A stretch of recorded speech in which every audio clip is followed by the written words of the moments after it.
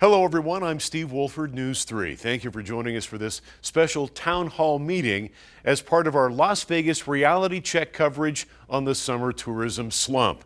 We'll be hearing from several insiders about the reasons for the slowdowns and what we can do to get everything turned around. In our opening segment, let's welcome Jeremy Aguero. He's a principal at Applied Analysis. They've worked with Allegiant Stadium, T-Mobile Arena, Las Vegas Grand Prix, many others.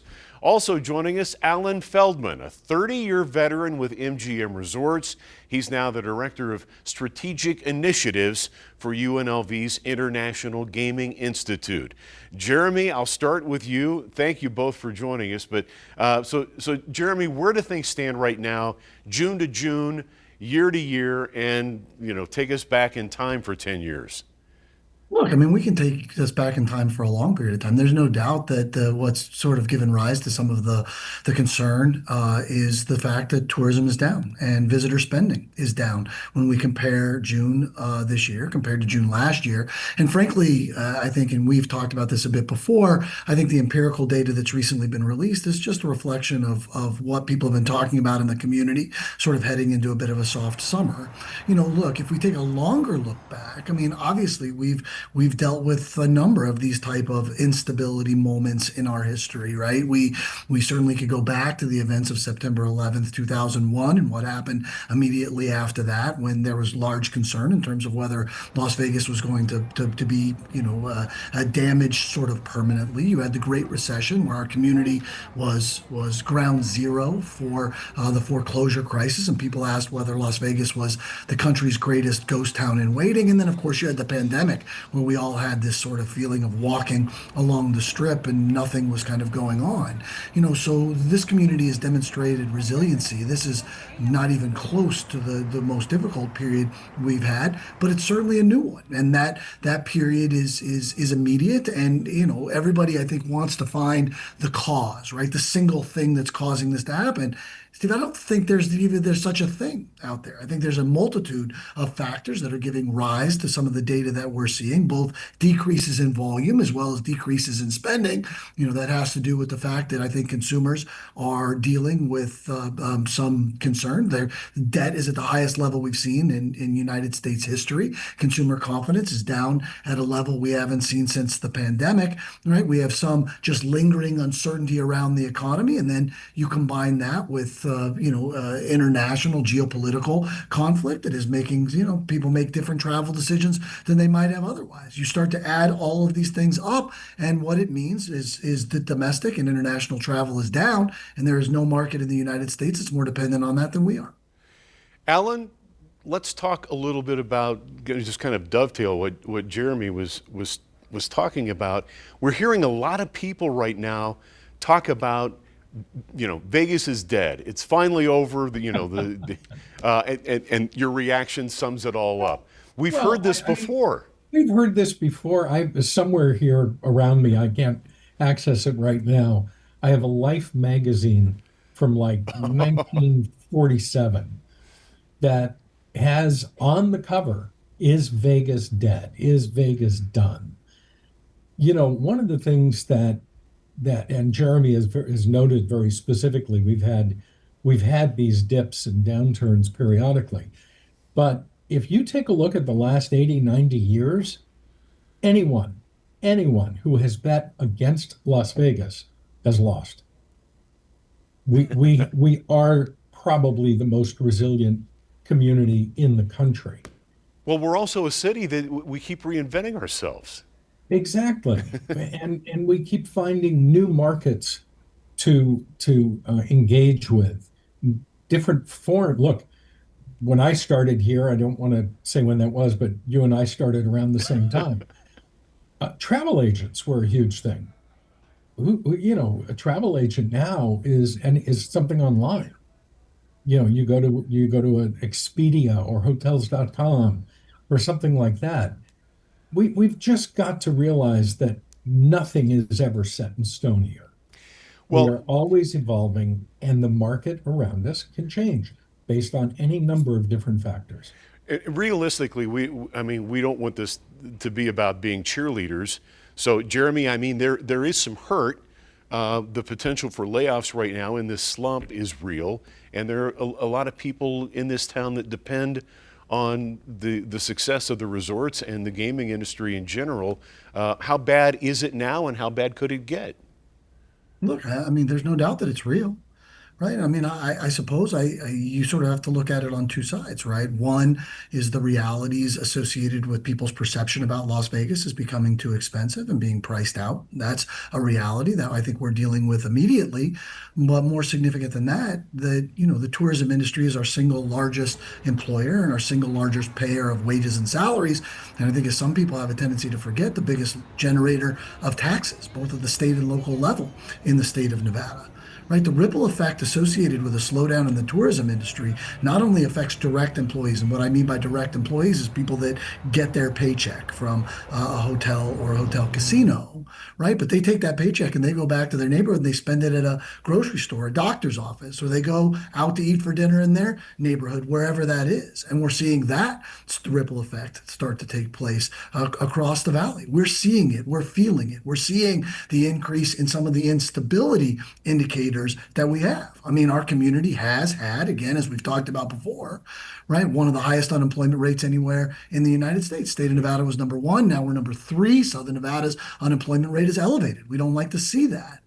But the other side, and I think the piece that's important is we're not only seeing it in our community, we're seeing it across the country, right? In many ways, Las Vegas has been the canary in the coal mine, the harbinger, if you will, in terms of a reflection of how folks are feeling about the economy generally. Sometimes they'll take a little more trips, sometimes they won't, that type of thing. And we can see some of those impacts and what they mean for us. And what we are seeing is that consumers across the United States, and I would even argue consumers around the world, are starting to feel a little bit more unsettled. And that is what we are seeing here. So whether the reflection is how the world is reacting and what we are getting from that, in terms of not just being us, or whether we're seeing the ripple effects in our community, which means that we're seeing it in every neighborhood in Southern Nevada is being impacted by this downturn. And I think that's pretty unsettling for the people who live here, not only those who maybe have their hours cut, but also those that are worried about, hey, we're not seeing as many people in our restaurant as we did before, or,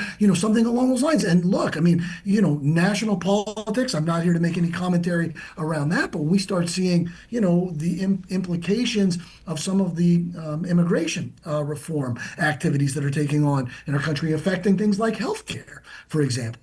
Right? That becomes a formidable 1-2 punch. Any of these one things will be, Alan and I probably be saying, hey, that's something we need to take a look at. Let's adjust to that. But what we are seeing today is all of these things happen at once, and that's hard for our community. Well, I don't want to call it a perfect storm, but I mean that's basically right now. It's a lot of bad weather hitting us at once. I spent some time yesterday talking with some tourists at the airport and at the Las Vegas sign, which is a great place to kind of get some, where people are coming from. So RJ from San Antonio had a question for both of you. Alan, this is probably more in your wheelhouse, so I'll let you listen in. Here's RJ. How can we make the guest experience more enjoyable in terms of back in the day there were things that may not be allowed now, like smoking rooms and stuff like that. I mean, how can we kind of begin to go back to appealing to what the guest desires and their customer experience? And as one of the famous commercials goes, the way Vegas used to be. Alan, what about that? Have we kind of evolved out of that consumer friendly? No, we have not evolved out of consumer friendly. That's not going to happen. That is probably a foundational element of what goes on in Las Vegas. What we also have to recognize is consumers have changed. I don't think it's going to be like a really big turning point if all of a sudden we announce smoking rooms. With the rate of smoking going down and down year over year, that doesn't seem to be what all consumers want. Where we need to continue to evolve, and you can see it in Las Vegas. You can see it in the evolution of sports. You can see it in the evolution of entertainment. We've gone from these 1,000, 1,200 seat theaters to 3,000 and 5,000 seat theaters in various properties. The sphere is just unbelievable and unique. So I think, RJ's belief that we're no longer thinking about what consumers want is maybe from his point of view, maybe he needs something that he isn't seeing. But I think writ large, that's exactly what Las Vegas does and does well.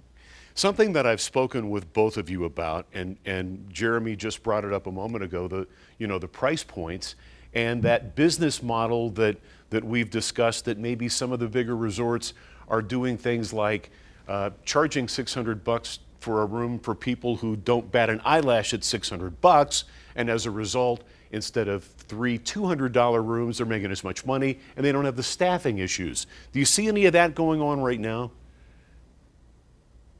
Jeremy, go ahead. Go ahead. Oh, sorry. I didn't know if it was a question for you or for me. Look, are we seeing some pricing dynamics take place? Of course we are. I mean, I think, we've all seen the articles, we've all read the social media posts relative to some of the things that have come out. And I think, look, I tend to believe that social media has a tendency to be something of an echo chamber. I don't think that we ignore the fact that that's how so many consumers can share that information, share about their experience, right? We want people to feel like they get value when they come to Las Vegas. And I think more than anything else, I think the resorts are pivoting back over that value. You're already seeing them do that. And I think we should be cautious to always remember that while some of this has come up, and certainly while it has caught fire within the media, right? The vast majority, like 90% plus of people that come to Las Vegas that are surveyed about their experience, talk about the fact that they had a great time, a great experience while they were here, right? So that's positive for us. And again, I don't want to leave it with that impression. We cannot ignore the fact that some of these other experiences, that the things that people are saying are probably what people are feeling. I think we in this community are feeling that. Gosh, it's really expensive to go down to the Strip and have dinner these days. Those concerts are more expensive, they seem to be, than used to. And it may just be because the three of us were younger men once. I'm not exactly sure. Well, right? But it does seem like everything's more expensive. And I think consumers are starting to see that and say that. And within our community, look, we have to be really cautious about being a value proposition and not transitioning into people just feeling like we're cheap, right? Or that they're being gouged on the other side of that. Well, Jeremy, I couldn't have written a better segue into this next comment from a guy named Chris in Florida. He's from Florida. And I'll go ahead and give Alan the first swipe at this one because he's talking about demographics and prices. So let's listen to Chris. What is your clientele, right? If you're trying to bring in all of the rich whales, great, because that's how it's priced right now. On the Strip, you can't get a drink for under 25 bucks. A mixed cocktail. I'm not going crazy, right? Just a mixed drink, 25 bucks. I can afford $25. Do I want to? No. So we're going to go off Strip this time, which is something we've never done. So it's kind of cool, right? We've been coming here for 20 years. So is this the law of unintended consequences, Alan? This is a guy who's basically been priced off the Strip, and they're going to go downtown or maybe out to, one of the station casinos. Well, I think that Chris has just identified the strength of Las Vegas. You may not be able to afford a suite at Bellagio, but you can afford and have a great time staying at one of the properties downtown or staying at some of the properties on the Strip that aren't priced quite as high as some of the luxury properties. We have a huge range here, and we can't take our eye off of that. That said, and I think Jeremy put it very well, we can't ignore consumer perception. And the consumer perception that things are getting expensive is fueled by real examples. I don't know where Chris has gone to get his cocktail and has been charged $25, but I can name a few places. Yeah, we all can right? At this point. I can also name a few places that wouldn't be half that. Yeah. So it's, each of us has a point of view, and it is by its very nature somewhat limited. It's only what we see, what we experience. I think if you step back and look at the entirety of the town, yeah, there are properties that are definitely, they know their customer, and they know their customer isn't going to bat an eyelash at a $25 cocktail, which, by the way, in places like London and New York and San Francisco and Tokyo, they've been $25 for a long time. So, in some respects, we're just catching up. So it all depends on where you're coming from. So with that, on the other side of the coin, I talked with an Italian couple. They were at the Las Vegas sign. Here's what they said about the cost of visiting Las Vegas. I believe prices are reasonable for accommodation in comparison to other cities in US. The casinos were less packed how we expect, yes. But possibly we figured out, we thought, okay, it's a Tuesday. Is Las Vegas a popular place for people to come from Italy? I think so. It's a city full of it's a mighty city that, the fame of Las Vegas is worldwide. Okay, you guys, we're a mighty city, as he put it, and they were okay with the price points here. I mean, they'd been here for a couple of days. Jeremy, is it all relative to where you're from? Yeah, look, I think this is exactly what Alan said, right? And I loved that comment, right? He's having a good time. It's a city he wanted to experience. And that's, look, again, I'm repeating Alan somewhat, but we've got 150,000 hotel rooms. We have 300,000 leisure and hospitality workers. We've got one of the biggest busiest origination destination airports in the entire United States. This is what we do, right? This is what our economy evolved to do. We're pretty darn good at it. And if you're going to attract 40 million visitors every year, you're going to have to find a lot of reasons to bring them here and a lot of reasons to bring them back. And trying to paint Las Vegas with a single brush, I think, is a huge mistake. And that's exactly what both of you have told me over the last couple of weeks. We are an events-driven town. I mean, we had a Super Bowl. Now we've got Formula One. What's out there, Alan, to kind of keep this ball rolling and attract tourists from all over the world like we've been doing? Well, sports is going to be one of the big areas for sure, and an area that we haven't yet fully engaged with is professional soccer, football on a global scale. We've had incredibly successful soccer events here, but looking to find a way to grow and expand that base is going to be critical. I also think that as Jeremy said, you can't paint it all with one brush, and I also occasionally hear that, oh, if only we could go back to the good old days. Well, I just want to remind everyone, in the good old days, we had about 17 million tourists. That was great. We were doing great. But our reputation was go to Vegas because it's cheap. That has turned on its head, and now we're upwards of, above 40 million, and have capacity to continue to grow. So the truth of the matter is, what works best for not just for Las Vegas, for the entire state, is to have solid revenue from a lot of people. And is there a bit of a balance in that, like the room scenario you presented? Yeah, maybe, but depending on who is in that $600 room, it may very well eclipse the notion of having three $200 rooms. On the other hand, depending on your property, you may make more money by having those three rooms filled at a lower rate. Every single hotel in this city is constantly trying to find the balance. And, there are a number of metrics that can be looked at, but one that I think is pretty important is revenue per available room, or RevPAR, as it's known in the financial community. And that is a really important metric that answers that question about one room at 600 or three at 200. You take a look at the revenue you're generating per available room, and you're going to try and maximize that to the best you possibly can. Right. And that's good for Nevada. Steve Hill has been in Canada on a mission to kind of just to kind of mend some fences, I guess, for lack of a better word. Jeremy, what do you think? What do you think he needs to accomplish? Now that he's back from Canada and has a chance to reflect on what's been happening geopolitically and the relationship between the U.S. and Canada. Yeah, I don't think it's what Steve or the team at the LVCVA has to do. I think it's what they've been doing all along, Yeah. right? I mean, there is no better conduit for bringing together the resort industry than the Las Vegas Convention and Visitors Authority. I tend to believe that the LVCVA is kind of our secret sauce.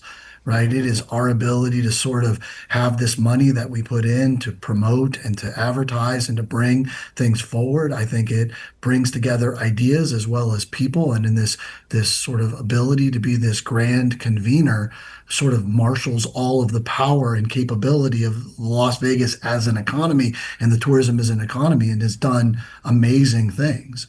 You combine that with probably one of the most important leaders that we've had in a generation in our community with Steve Hill running that organization today. I like our chances a whole lot. I don't know that I would ask them to do anything other than exactly what it is that they're doing. And the fact that Steve Hill took the time to get on that plane and go to Canada to have some conversations, to do a little promotion, to do a little to remind folks about what it is that we're doing here and that the folks that are in Canada really do mean a lot to us. We love it when they get on a plane and they come here. They are great visitors. They're just great people. And I think reminding them of that is a really important thing. So I don't know that I can offer you what they do next. I just want them to keep doing what they're doing. And of course, one of the things we have going for us here in Las Vegas, as far as the Canadian tourists go, are those Canadian winters. So they'll Yeah, be maybe here Steve for can bring sure. that a little sooner, right? Yeah, That'd give be them an good. extra cold dose of winter. Yeah, But that'd be good. No. well, before we go, Alan, your thoughts. Jeremy kind of gave us a little peek into the future, and he's clearly optimistic. Where do you think we're going to be 6 months down the road, Alan? I think we're going to be feeling like this is in the rearview mirror. We've got to, one of the other things we need to remember is all of this is happening on a calendar that doesn't work in our favor, right? In August, we usually have a bit of a struggle to find people who can come and spend because it's just a tad warm outside.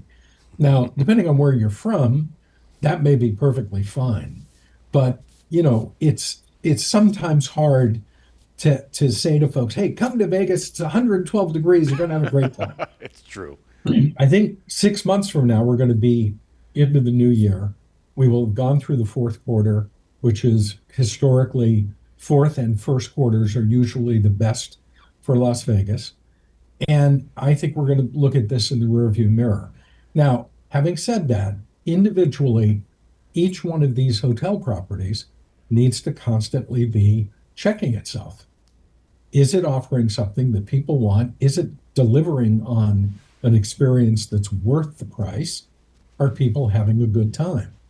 If we started to see that kind of measurement significantly drop, that would be a cause of concern, but we're not. The response from tourists has been very positive. We just need to continue to encourage more of them. Absolutely. Alan, Jeremy, thank you so much for taking this time out of your day to share your insights on it. You guys are the best at what you do, and we can't appreciate your expertise more than especially at this point in time in the history of Las Vegas tourism. So we appreciate it. Thank you. Las Vegas may be the entertainment capital of the world, but it's not immune to the slowdown. Let's turn now to RJ columnist and entertainment insider Johnny Katz to find out how the shows around Las Vegas are doing right now.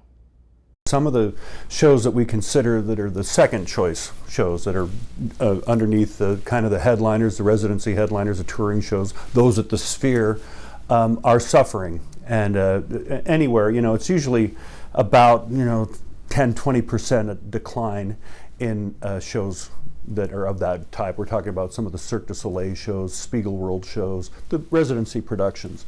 And often that level of that number is what they need to turn a profit. Well, I think that there's always a risk in Las Vegas for fickle ticket buying trends for production shows.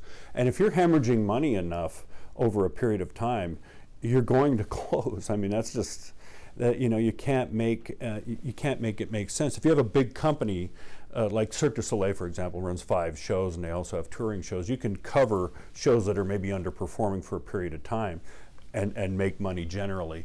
But if you have enough that are falling below the break point, you're going to see you might see some contracts rewritten, or you might see some buyouts for shows like that, and see partner companies go for something other experience in the theater. You know, we had like America's Got Talent show at Luxor shut down last year, and there hasn't been any show to replace it, and we're still wondering what they're going to do with that venue. Is it going to be an experiential thing? Are they going to cut it up and do, you know, it's different kind? Is it going to be? It probably won't be another stage show, you know, in that big room where Chris Angel used to perform, and Cirque had a show in there called Run before America's Got Talent Superstars. So, you know, I think the thing about Las Vegas, even when we're talking about a comparatively soft summer, which this has been, it still has, you know, well more than 100 ticketed shows a week in this city. We sell more tickets to live entertainment than anywhere in the world, even when it's soft. And I think we're going to see people looking at the effect, not of just of the trends we're talking about, but of Sphere now in 2 years. It takes 60,000 tickets out of the market every weekend. We have Allegiant Stadium that does shows, and the Raiders, and, you know, the Rebel football, big deal. T-Mobile Arena, same thing, that wasn't around even a decade ago. Those are taking ticket buying energy out of the market, even under ideal circumstances. So we're going to see some market adjustments, and not just because of these reasons. But we'll survive. Las Vegas always finds a way. I've been talking to producers who say, you know, we had these conversations after 9/11. We had these conversations during the recession. We had these conversations during COVID. And yeah, and it's still, you know, Las Vegas will find a way. But right now we're going through that period where we got to figure it out collectively. Well, the downturn is being followed closely by several high-profile influencers on social media, including Heather Collins, also known as Raised in Vegas. She has nearly 250,000 followers. She says she's definitely noticed thinner crowds on the Strip, and she's hearing a common complaint from a lot of locals: high prices. I think the realization I had the other day is I was driving Wednesday at like 6 p.m. on Las Vegas Boulevard, and I realized, oh my God, there's no people walking around. And a lot of the comments on my post were, well, it's hot in Vegas. No one's outside, they're inside. And I was like, no, that's not how Vegas works. People don't care how hot it is. They're out there. And when I saw that, I realized we're in trouble as a city right now, because those tourists are the reason why the casino dealers and the waitresses are able to live. So if there's no tourists, they're not making money, our economy is going to start crashing. And I really think a problem is the prices these casinos are charging to go to their properties. Somebody was saying the other day that it's potentially going to turn into a branding problem that might take a while to undo once the prices start coming down. I kind of agree. I mean, look how what Las Vegas. It's so funny. I went to Circus Lots of Fun the other day, and I was like, I felt like I was teleported back to the '90s, drinking dollar daiquiris and like listening cling cling cling cling cling. But that was always the image. The image was 99-cent shrimp cocktails, buffet deals, and that was always the image. Come to Vegas, you're going to get a bargain vacation and have the time of your life. I think where things went a little sour is when it was like, what happens in Vegas stays in Vegas, and then it became glitz and glam, and with glitz and glam comes with a very high price tag. So I think we've pigeonholed ourselves to, oh, it's too expensive to go to Vegas. I mean, I went to the Strip the other day for a show, and it was $50 for a cocktail, and it was $40 to park. So right there, it's $100 just to park and have a drink in Las Vegas. Before the show even starts. Before the show even starts. And that's not even the price of the ticket of the show. It's $300. One of the interesting things that I've heard several times now is that people are staying on the Strip, but they're going downtown for meals and drinks. So they're starting to price around different locations downtown for that other half of their experience. Which is funny because I feel like the downtown area is the local Strip.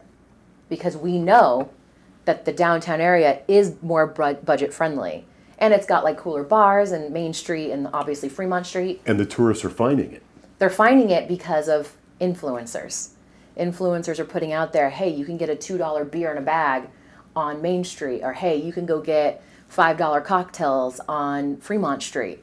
So yeah, they're starting to shift over there. There are a lot of influencers out there who are really like putting the tombstone on the ground and the epitaph, Las Vegas is dead. And we've seen a lot of national news articles to say, Las Vegas is finally finished. I don't think it's dead. I think it's having a moment where we're taking a nice nap. Let's say that. We're taking a nice nap. I'll stop using the word dead on my social media too, because you're right. The whole world is saying it's dead. So wait, maybe people are not coming here because they're like, oh, it's dead. But that's not the case. I think once the casinos learn to stop being so greedy, I think it will all turn around and people will start coming back here. Like as a local, I literally just bought a room on the Strip because it was a good enough deal for me to go check it out. So I think when those deals start rolling in more and the prices start going down and maybe the resort fees are not higher than the actual price of the room and maybe you have drinks that are only $10 versus $25, I think we'll see a big turnaround and Vegas will become alive again. According to the Nevada Resorts Association, 23% of all jobs in the entire state are in the leisure and hospitality sector. Tourism generates $6.5 billion in wages and $723 million in health benefits. So there's a lot riding on healthy visitor numbers. Joining us now to talk about what's at stake is Ted Papageorge, the Secretary-Treasurer of the local culinary union. So, look, we get that there's debt and there's other issues. People are blaming the cost of Vegas, but Vegas is still the best deal around. And I would ask folks to go get a room in Chicago or New York City or Miami and then come and talk to us about it. But the reality is that until these policies really took hold, this is supposed to be another big year for travel and tourism. So what we're saying is that our members are getting affected. The question is it permanent? Is it going to continue or is it temporary? We don't know. But what we do know is we think this administration, the Trump administration, has been irresponsible about this and reckless, and they need a course correction here before we have more damage. That's the perfect storm because, look, overall, the estimates are that international travel is about 15% of our business. And the Canadian and Mexican travel is a huge portion of that, with Canadian travel being the largest percentage of that. But like I said before, they stay longer and spend more. We're asking this administration to walk and chew gum at the same time. The Trump administration, they certainly should tackle and protect American jobs. We should make sure we have fair trade, but we can't be destroying the number one economic driver in the state of Nevada. But it's also travel, tourism, and hospitality is the number one economic driver all over the country and in all major metropolitan areas, whether it's San Francisco, New York City, Miami, LA. It's number 2 or number 3 in job creation and revenue. So when you take on and you are damaging the travel, tourism, hospitality industry, it's not a small thing and it could affect this economy. We hope not. That's all the time we have for now, but we want to thank all of our guests once again for their time and insight. Be sure to stay with News 3 for continuing Las Vegas reality check coverage on tourism. And you can also get updates at news3lv.com and on our News 3 YouTube channel. I'm Steve Wolford. For all of us at News 3, thank you for watching.